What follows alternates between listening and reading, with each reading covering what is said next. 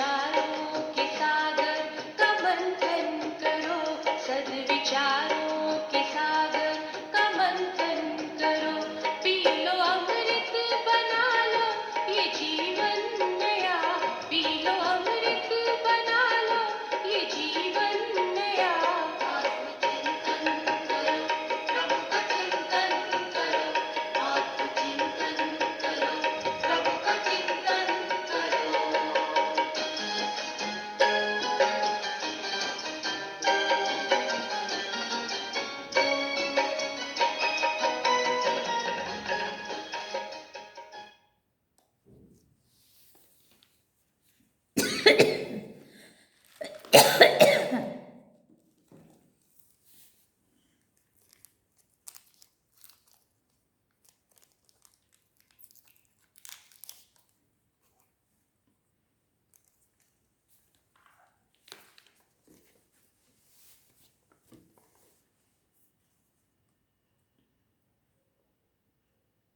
ओम शांति।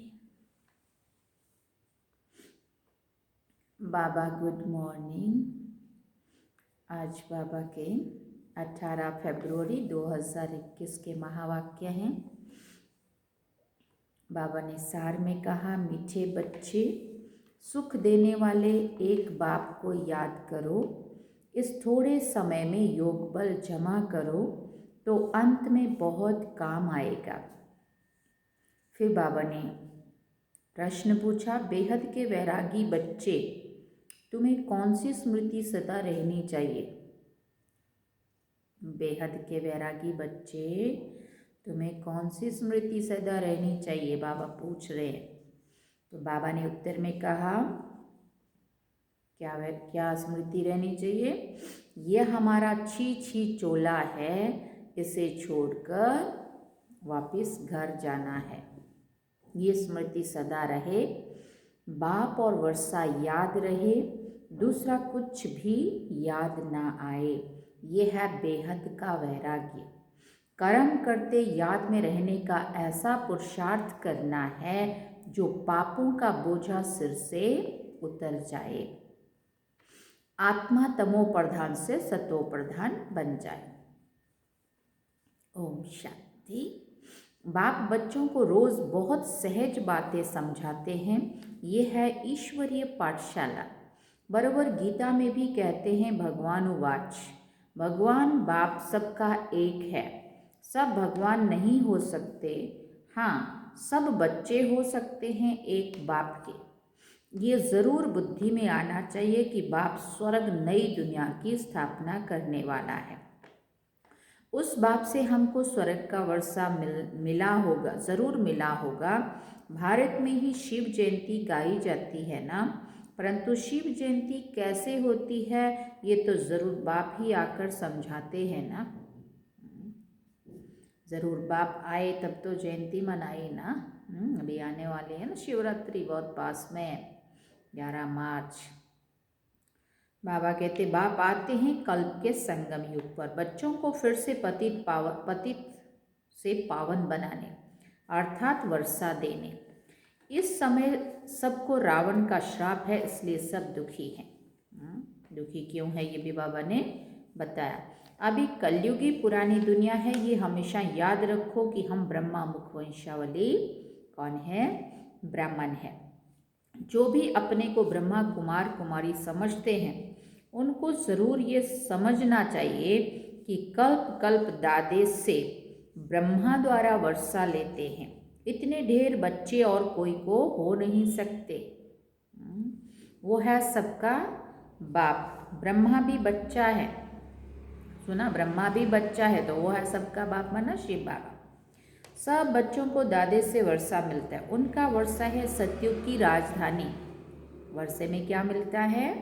कोई एक मकान दो जमीन ऐसा नहीं, लेकिन सतयुग का वर्षा, सतयुग की राजधानी।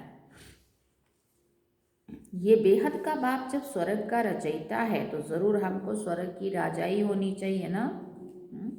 परंतु ये भूल गए हैं कि हमको स्वर्ग की बादशाही थी, परंतु निराकार बाप कैसे देंगे? तो ज़रूर ब्रह्मा बाप द्वारा देंगे ना। भारत में इनका राज्य था माना देवात्माओं का, देवी देवताओं का। अभी कल्प का संगम है, संगम पर ब्रह्मा है, तब तो बीके कहलाते हैं ना। अंधश्रद्धा की कोई बात नहीं हो सकती है, एडॉप्शन है। हम ब्रह्मा कुमार कुमारियां हैं, ब्रह्मा शिव बाबा का बच्चा है। हमको शिव बाबा से फिर से स्वर्ग की बादशाही मिल रही है, पहले भी मिली थी जिसको 5000 वर्ष हुए। हम देवी देवता धर्म के थे, पिछाड़ी तक वृद्धि होती रहती है। जैसे क्राइस्ट आया, क्रिश्चियन धर्म अभी तक है, वृद्धि होती रहती है। वो जानते हैं कि क्राइस्ट द्वारा हम क्रिश्चियन बने। आज से 2000 वर्ष पहले क्राइस्ट आया था, अब वृद्धि हो रही है। पहले पहले सतो प्रधान, फिर रजो तमो में आना है।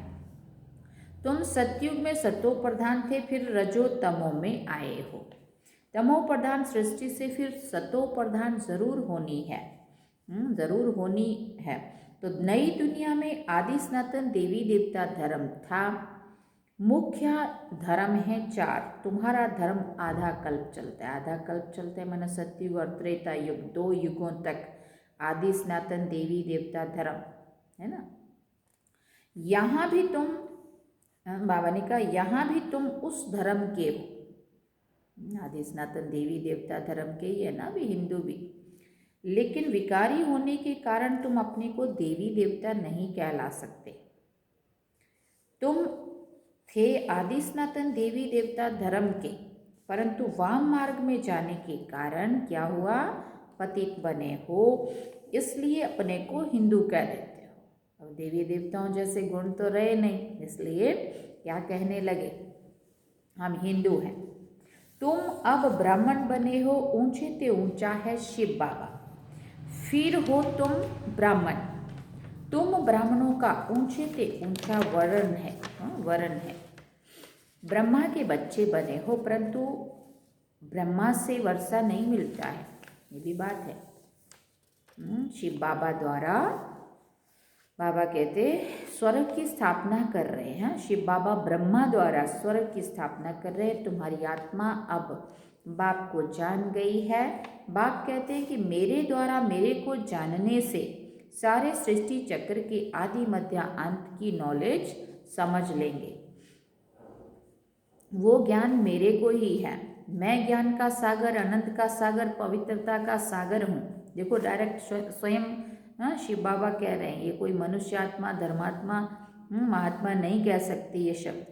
21 जन्म तुम पवित्र बनते हो, फिर विषय सागर में पड़ जाते हो। ये सारी कहानी एक शिव बाबा को पता है। हम सभी तो जितने भी धर्मात्मा है, महात्मा है, जो भी है, तो वो सभी तो जन्म मरण के चक्कर में आए, सब भूल गए हैं। बाबा कह रहे हैं तुमने 21 जन्म पवित्र बनते हो, फिर विषय सागर में पड़ जाते हो। अभी ज्ञान का सागर बाप तुमको पतित से पावन बनाते हैं। कोई गंगा का पानी पावन नहीं बना सकता। अगर बना सकता होता तो आज लाखों दुनिया जो वहाँ जाके स्नान करके आ रही है, अभी तक पावन क्यों नहीं बनी? और एक बार स्नान करके आ गई तो पावन नहीं बन के फिर क्यों जाना पड़ रहा है ना। स्नान करने जाते हैं, परंतु वो पानी कोई पतित पावन नहीं है। हाँ, उसकी एक विशेषता है, और जिस पहाड़ों से निकला उसमें बहुत सारी आयुर्वेदिक जड़ी बूटियाँ हैं जो हमारे तन के कई रोगों को मिटाती है, इसलिए हम उसको अच्छा मानते हैं ना। इसलिए बाबा ने कहा ये नदियाँ तो सतयुग में भी हैं तो कलयुग में भी हैं। फर्क पानी का फर्क नहीं रहता है। कहते भी हैं सर्व का सदगति दाता एक नाम, वही ज्ञान का सागर पतित पावन है। बाप आकर ज्ञान समझाते, बाबा आकर ज्ञान समझाते हैं जिससे तुम स्वर्ग के मालिक बनते हो। सतयुग त्रेता में भक्ति शास्त्र आदि कुछ भी होते नहीं हैं। तुम बाप से वर्षा लेते हो सदा सुख का। ऐसे नहीं कि वहाँ तुमको गंगा स्नान करना है व कोई यात्रा करनी है। सतयुग में ना कोई गंगा स्नान करना पड़ेगा पावन बनने के लिए, और ना ही कोई यात्रा पर जाना पड़ेगा, और ना ही कोई मंदिर होगा जहाँ जाके पूजा आरती कुछ करना पड़ेगा, ना ही कथा सुननी पड़ेगी। बाबा कहते हैं तुम्हारी, क्योंकि आत्मा वहाँ पावन बनी हुई है ना, पावन है वहाँ, इसलिए ये सब करने की वहाँ ज़रूरत नहीं रहेगी। तुम्हारी ये यात्रा, रूहानी यात्रा, जो कोई मनुष्य नहीं सिखला सकते। बाप है सभी आत्माओं का बाप। जिस्मानी बाप तो अनेक हैं, रूहानी बाप एक है। ये पक्का पक्का याद कर लो। बाबा भी पूछते हैं तुमको कितने बाप हैं, तो मूंझ जाते हैं कि ये क्या पूछते हैं। बाबा तो सबका एक होता है ना, 2-3 बाप कैसे होंगे, वो फिर वो वाले बाप समझ लेते हैं, है ना। बाकी तो आत्माओं का पिता परमात्मा, अलौकिक पिता ब्रह्मा बाबा, और शरीर का पिता देह को जन्म देने वाला वो बाप। तो लोग फिर मूंझ जाते, ये क्या प्रश्न पूछा बाबा ने। नए जो कोई होते हैं ना, तो तीनों बाप के बारे में नहीं जानते हैं, तो फिर वो ऐसा समझते, ऐसा कैसा प्रश्न पूछते हैं बाबा। 2-3 बाप कैसे होंगे। बाप समझाते, उस परम पिता परमात्मा बाप को याद करते हो ना दुख में हमेशा कहते हो, हे परम पिता परमात्मा हमको दुख से छुड़ाओ। तो 2 बाप हुए ना, दूसरा बाप आत्मा का हुआ ना, जो अपने बाप को पुकारती आत्मा। एक जिस्मानी बाप, दूसरा रूहानी बाप, जिसकी महिमा गाते हैं तुम मात पिता हम बालक तेरे, तुम्हारी कृपा से सुख घनेरे। लौकिक माँ बाप से सुख घनेरे नहीं मिलते हैं, भले कितना भी कोशिश करें, लेकिन जो सुख परमपिता परमात्मा द्वारा सत्युगी राजाई का वर्षा जो मिलता है, हम देव आत्माएं बन जाती है, पावन बन जाती है, वो तो उनके द्वारा नहीं मिलेगा ना। जब दुख होता है तो उस बाप का सिमरन करते हैं। ये बाप ही ऐसा प्रश्न पूछते हैं, दूसरा तो कोई पूछ भी ना सके। भक्ति मार्ग में तुम गाते हो, बाबा आप आएंगे तो हम आपके सिवाय और कोई को भी नहीं सुनेंगे, और तो सब दुख देते हैं, आप ही सुख देने वाले हो। ये भी अभी समझ में लिया कि बाबा ही एक सुख देने वाला है। तो बाप आकर याद दिलाते हैं कि तुम क्या कहते थे, तुम जानते हो तुम ही ब्रह्मा कुमार कुमारी कहलाते हो। मनुष्य की ऐसी पत्थर बुद्धि है जो ये भी नहीं समझते हैं कि ये बीके क्या है। कितनी बड़ी बात है ये। मनुष्य इतने पत्थर बुद्धि हैं जो इनको ये भी पता नहीं ये कौन सी शक्तियाँ हैं, कौन से पांडव हैं, ये किसके बच्चे हैं, इनको कौन पढ़ा रहा है। ये बीके क्या हैं लोगों को अभी पता नहीं है। मम्मा बाबा कौन है, कोई साधु संत नहीं है ना। साधु सन्यासी तो को गुरु कहेंगे, माता पिता नहीं कहेंगे। अब वो तो समझते, वो तो इनके हैं, और वो भी गुरु समझते। ब्रह्मा बाबा ये तो इनके हैं। जिन्होंने समझ नहीं लिया है, ये कोर्स नहीं किया है, वो तो यही समझेंगे ना। तो ब्रह्मा कुमारी इसका गुरु है। बाबा कहते हैं उनको थोड़ी पता है हम सबका बाप है। ब्रह्मा ने सृष्टि रची सब कहते हैं, परंतु यही वो ब्रह्मा है वो सबको पता नहीं है ना, इसलिए उनको ये भी नहीं पता है ये कौन है, ये भी नहीं पता है ये बीके क्या है। ये बाप तो आकर दैवी धर्म का राज्य स्थापन करते हैं, जहाँ ये लक्ष्मी नारायण राजा रानी राज्य करते थे। पहले पवित्र थे फिर अपवित्र बनते हैं। जो पूज्य थे वो फिर 84 जन्म लेते हैं। पहले बेहद के बाप का 21 जन्म सुख का वर्षा मिलता है। कुमारी वो जो 21 कुल का उद्धार करे। ये तुम्हारा गायन है, सुना। तुम कुमारियाँ हो, गृहस्थी नहीं हो, भले बड़े हैं लेकिन मर्द जीवा बन, बाप सब बाप के बच्चे बच्चियां बने हो। प्रजापिता ब्रह्मा के ढेर बच्चे हैं और भी वृद्धि को पाते जाएंगे, फिर वो सब देवता बनेंगे। एक बार यहाँ आकर के पासपोर्ट भी वो लेना पड़ेगा। बाबा ने कहा ये शिव बाबा का यज्ञ है, इसको कहा जाता है राजस्व यज्ञ, स्वराज्य पाने का यज्ञ। आत्माओं को बाप से स्वर्ग के राज्य का वर्षा मिलता है। इस स्वराज्य अश्वमेघ ज्ञान यज्ञ में क्या करना है, बाबा पूछते क्या करना है। शरीर सहित जो कुछ है वो बलिहार करना है अथवा स्वाहा करना है। इस यज्ञ से तो तुम फिर राज्य पाएंगे। बाप याद दिलाते हैं कि भक्ति मार्ग में तुम गाते थे कि हे बाबा अब आप जब आएंगे तो हम बलिहार जाएंगे, वारी जाएंगे। अब तुम अपने को सब ब्रह्मा कुमार कुमारियाँ तो समझते हो ना, भले रहो अपने गृहस्थ व्यवहार में, परंतु पावन तो रहना होगा, कमल पुष्प समान। अपने को आत्मा समझो, हम बाबा के बच्चे हैं, तुम आत्माएं हो आशिक। बाप कहते हैं मैं हूँ एक माशुक, तुम मुझ माशुक को पुकारते रहते हो। तुम आधा कल्प के आशिक हो, जिसको परमपिता परमात्मा कहा जाता है, वो निराकार है। आत्मा भी निराकार है, जो इस शरीर द्वारा पार्ट बजाती है।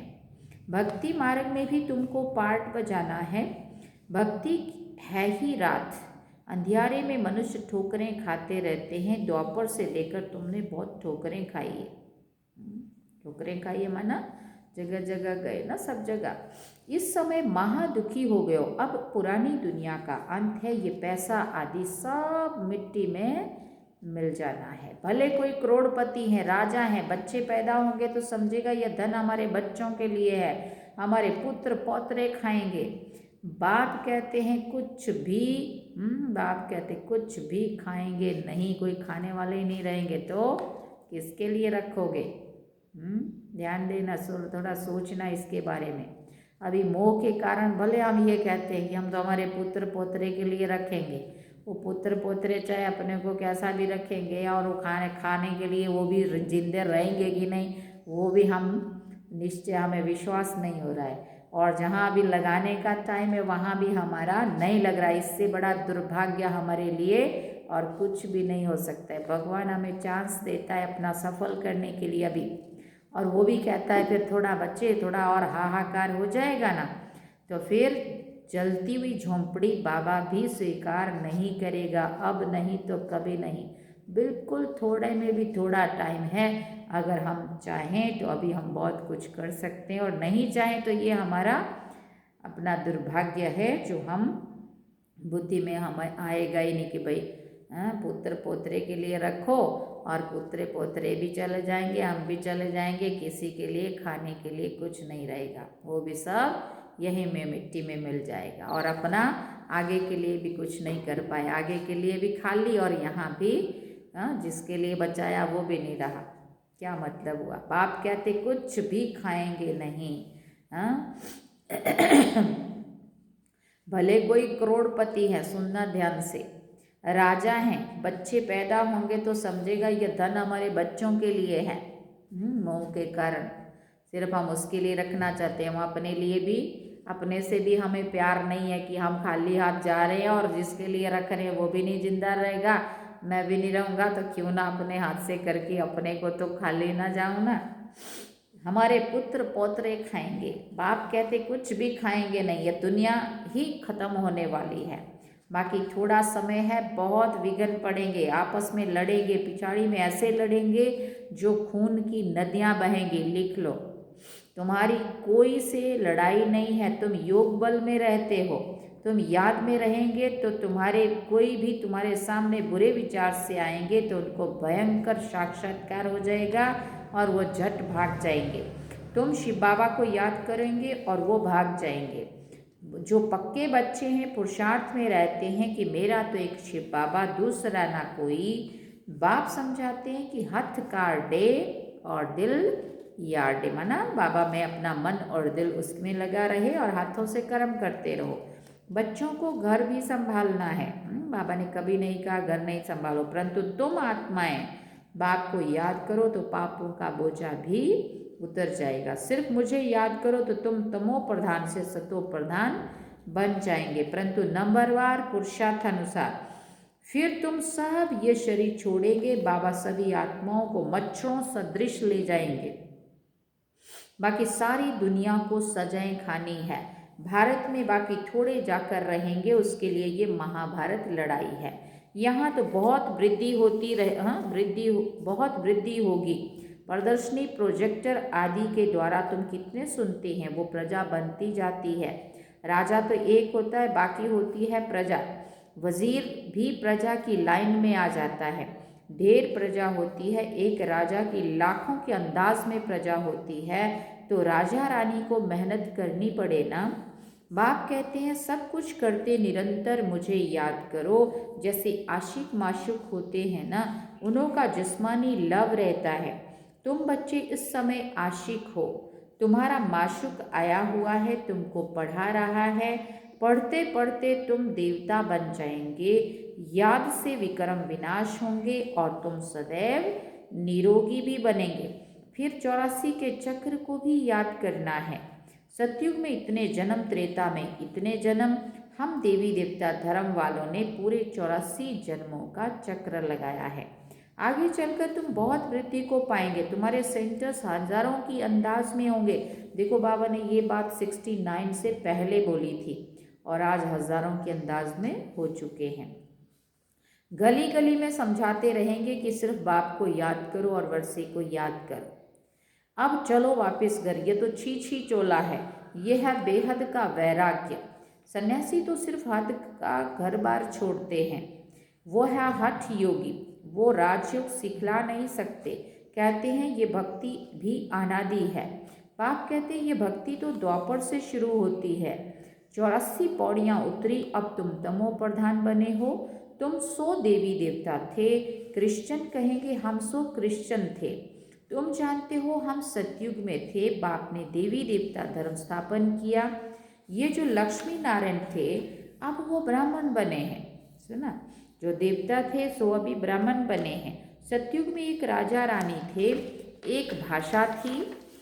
फिर बाबा ने कहा ये भी बच्चों ने साक्षात्कार किया है, तुम हो सब आदि सनातन धर्म के, तुम ही 84 जन्म लेते हो। वो जो कहते हैं आत्मा निर्लेप है, वो ईश्वर सर्वव्यापी है, ये रॉन्ग है। इस सब में आत्मा है, फिर कैसे कहते हो कि हमारे में परमात्मा है? फिर तो सब फादर्स हो गए, कितने तमो प्रधान बन गए हो। आगे जो सुनते थे वो मान लेते थे, अब बाप आकर सत्य सुनाते हैं, तुमको ज्ञान का तीसरा नेत्र देते हैं जिससे तुम सृष्टि के आदि मध्यांत को जानते हो। अमर कथा भी ये है, बाकी सूक्ष्म वतन में कथा आदि है नहीं, ये सब भक्ति मार्ग का सैपलिंग है। तुम अमर कथा सुन रहे हो अमर बनने के लिए। वहाँ तुम खुशी से एक शरीर छोड़ दूसरा जाकर लेंगे। यहाँ तो कोई मरता है तो रोते पीटते हैं, वहाँ बीमारी आदि होती नहीं है, सदैव एवर हेल्दी रहते। आत्मा पावन है इसलिए शरीर भी तन भी निरोगी होता है, आयु भी बड़ी होती है, वहाँ पतितपना होता नहीं है। ये पक्का कर लेना है कि हमने 84 का चक्र पूरा किया है, अब बाबा हमको लेने आए हैं। पावन बनने की युक्तियाँ भी तुमको बताते हैं, सिर्फ मुझ बाप को याद करो और वर्षे को याद करो। सतयुग में 16 कला संपूर्ण, फिर कला कम होती जाती है। अब तुम्हारे में कोई कला नहीं रही है, बाप ही दुख से छुड़ाकर सुख में ले जाते हैं, इसलिए लिबरेटर कहा जाता है। सबको अपने साथ ले जाते, तुम्हारे गुरु तुमको साथ थोड़ी ले जाते हैं। दुनिया में जिसको भी हम गुरु मानते हैं क्या वो साथ तो नहीं ले जाते ना। वो गुरु चला जाता है तो चेला गद्दी पर बैठता है, फिर चेलों में बहुत गड़बड़ हो जाती है, आपस में गद्दी के लिए फिर लड़ पड़ते हैं। बाप कहते हैं मैं तुम आत्माओं को साथ ले जाऊंगा, तुम संपूर्ण नहीं बनेंगे तो सजाएं खाएंगे और फिर पद भी भ्रष्ट हो जाएगा। यहाँ राजधानी स्थापन हो रही है। क्या कहा बाबा ने? यहाँ राजधानी स्थापन हो रही है। अच्छा, मीठे मीठे सिकिल दे बच्चों प्रति माता पिता बाप दादा का याद प्यार और गुड मॉर्निंग। रूहानी बाप की रूहानी बच्चों को नमस्ते। हम रूहानी बच्चों की रूहानी माता पिता बाप दादा को दिलवा जान सिकवा प्रेम से याद प्यार गुड मॉर्निंग नमस्ते थैंक्स बाबा जी। धारणा के लिए मुख्य सार है,